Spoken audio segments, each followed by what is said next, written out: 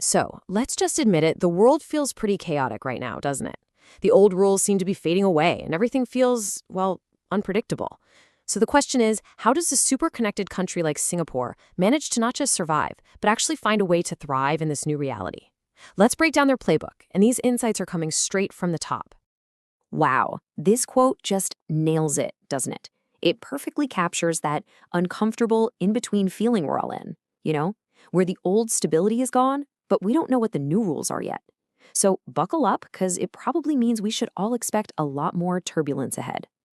All right, here's the game plan for this explainer. First, we're going to get a handle on what this world in transition really means.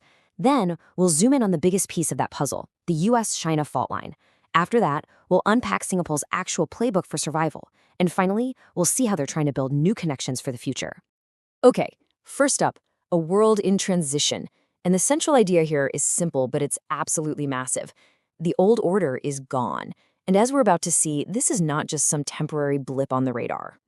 So, the key term you're going to hear a lot to describe this new era is a multipolar world. What's that mean?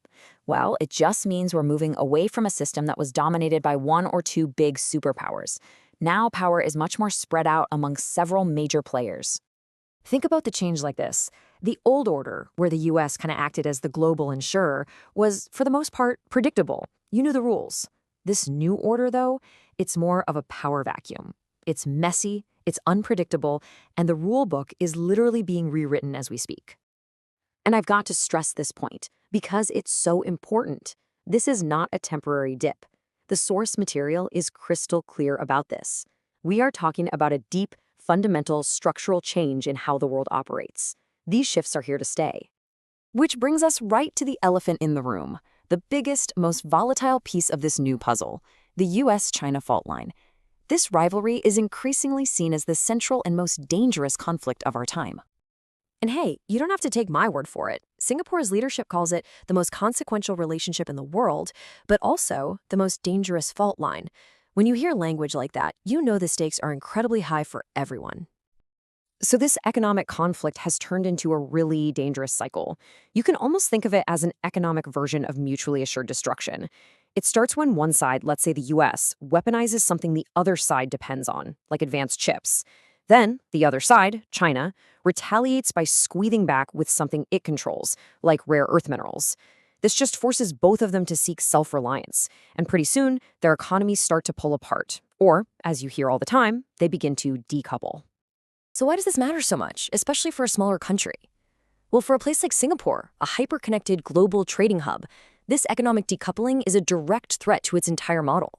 They feel the slowdowns and the disruptions first, which makes them sort of the canary in the coal mine for the entire global economy.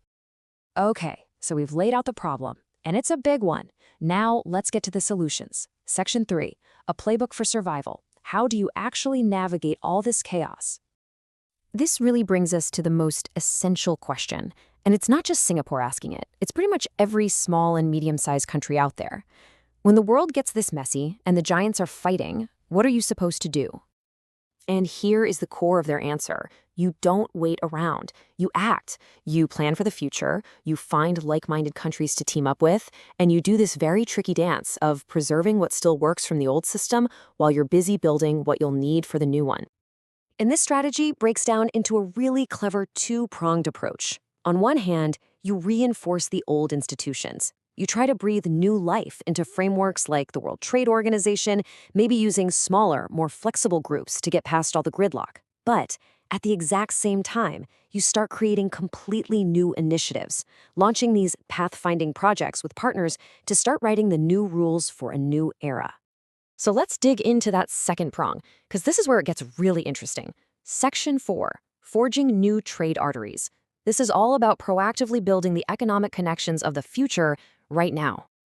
And look, this isn't just high-level talk. These are concrete actions. These new partnerships are focused on tangible goals, things like standardizing rules with digital invoicing, simplifying customs and data flows to make investment easier, and really using technology as a tool to push into new frontiers. And the ambition here is just huge. The idea is to expand this network far and wide, especially by creating deeper ties between Europe and Asia. I mean, a potential free trade agreement between the EU and ASEAN would cover a third of global trade. An EU partnership with the even larger CPTPP trade group in the Pacific, you're talking about a staggering 40% of the world's economy. This quote sums up the entire philosophy perfectly. Think of the global system like the body's circulatory system. If the old arteries of trade are getting clogged up, the goal isn't just to keep them open. The goal is to proactively create brand new arteries. And that leaves us with this final critical question. The world is clearly fragmenting. The strategy we've just explored is all about forging new connections to counteract that. So the race is on.